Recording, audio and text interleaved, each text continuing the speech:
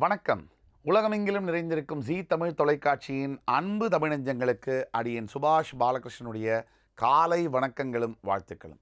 இன்று முதல் உங்கள் வாழ்க்கையில் நல்ல ஆரம்பம். இன்னைக்கு நம்ம பேச போகிற நட்சத்திரம் சித்திரை நட்சத்திரம். சித்திரை நட்சத்திரத்துக்கு வெற்றிக்கான சூட்சமங்கள் என்ன, சுருக்கமாக சுலபமாக பேச போகிறோம். வாங்க பார்க்கலாம்.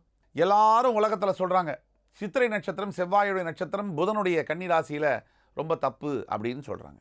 மிக மிக தவறான விஷயம். யார் சொன்னது? அதை சித்திரை நட்சத்திரத்தில் பிறந்தா தந்தைக்கு ஆபத்துன்னு சொல்கிறாங்க. மிக மிக தவறான ஒரு கண்ணோட்டம். அடித்து சொல்ல முடியும், சித்திரை நட்சத்திரம் என்பது அவ்வளவு புண்ணியமான புனிதமான ஒரு நட்சத்திரம். சித்திரை நட்சத்திரத்தில் பிறந்தவர்களுக்கான வெற்றிக்கான சூட்சமங்கள் என்ன? முதல்ல சித்திரை நட்சத்திரத்தில் பிறந்தவர்கள் ஒரு சந்தேகம் மனசில் வருது உங்களுக்கு. என்னன்னா, நம்மால் இதை செய்ய முடியுமா, நம்மால் இதை ஜெயிக்க முடியுமா?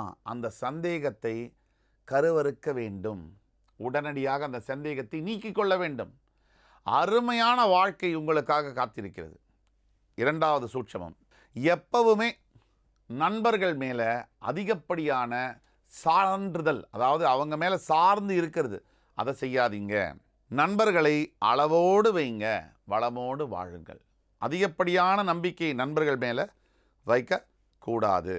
மூன்றாவது சூட்சமம், சித்திரை நட்சத்திரத்தில் பிறந்த நீங்கள் ஒவ்வொரு செவ்வாய்க்கிழமை தோறும் முருகப்பெருமானை நினைத்து வழிபட வேண்டும். இந்த சூட்சமத்தை விடவே கூடாது. ஸ்கந்த சஷ்டி கவசம், ஸ்கந்த குரு கவசத்தை விட்டுறவே கூடாது. ரொம்ப முக்கியமான சூட்சமம். நான்காவது என்ன தெரியுமா? சித்திரை நட்சத்திரத்தில் பிறந்தவர்கள் கூடிய மட்டும் விளையாட்டு, மருத்துவம், மருந்துகள் சார்ந்த துறைகளில் தேர்ந்தெடுப்பீர்களே ஆனால் உங்களுடைய வாழ்க்கை, தொழில், வியாபாரம் மிகப்பெரிய உயரத்தை எட்டும். இந்த சூட்சமத்தை கடைபிடிங்க. சித்திரை நட்சத்திரத்தில் பிறந்தவர்கள் வழிபட வேண்டிய தெய்வம் மகாவிஷ்ணு. இந்த மகாவிஷ்ணு சகல பிரபஞ்சத்தையும் தன்னுடைய உடலில் பாகங்களாக வைத்து கொண்டிருப்பவர்.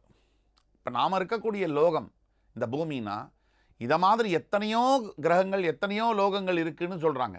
அத்தனையும் தன் உடலிலேயே வைத்து கொள்ளக்கூடிய இந்த மகாவிஷ்ணு, அந்த தெய்வத்தை வழிபடும் பொழுது கிடைக்காத வரங்கள், கிடைக்கப்பெறாத பாக்கியங்கள் கிடைக்கும்.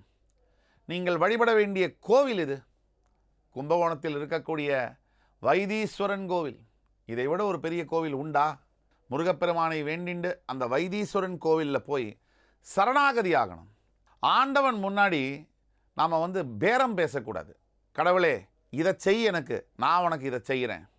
கடவுளே இந்த கான்ட்ராக்ட் எனக்கு கொடு, நான் உனக்கு இதை கொடுக்குறேன். இது புரோக்கர்கிட்ட பேசுகிற மாதிரி. அதை மாதிரி கடவுள் ஆண்டவங்கிட்ட நம்ம பேசிட முடியாது. கடவுள்கிட்ட சரணாகதியாக வேண்டும். உங்களுடைய பக்தியானது கம்ப்ளீட்டாக, அதாவது முழுமையான பக்தியாக இருக்கும் பொழுது அந்த ஆண்டவன் இறங்கி அருள் புரிகிறான். கடவுள் உங்களிடம் எதிர்பார்ப்பது உண்மை, எளிமை, வாய்மை. இது 3 தான். இந்த உண்மை, எளிமை, வாய்மை இருக்கும் பொழுது உங்களை யாரும் வெல்ல முடியாது. சித்திரை நட்சத்திரத்துக்காரங்களே, நீங்கள் சிகரத்தை தொடப்போவது நிச்சயம். இந்த காணொலி உங்களுக்கு பிடிச்சிருக்குன்னு நம்புகிறோம். அடுத்து வரும் காணொலியில் வேறு சந்தர்ப்பத்தில் உங்களை எல்லாம் சந்திக்கும் வரை உங்களிடமிருந்து விடைபெறுவது உங்கள் சுபாஷ் பாலகிருஷ்ணன். நன்றி, வணக்கம், வாழ்க வளமுடன்.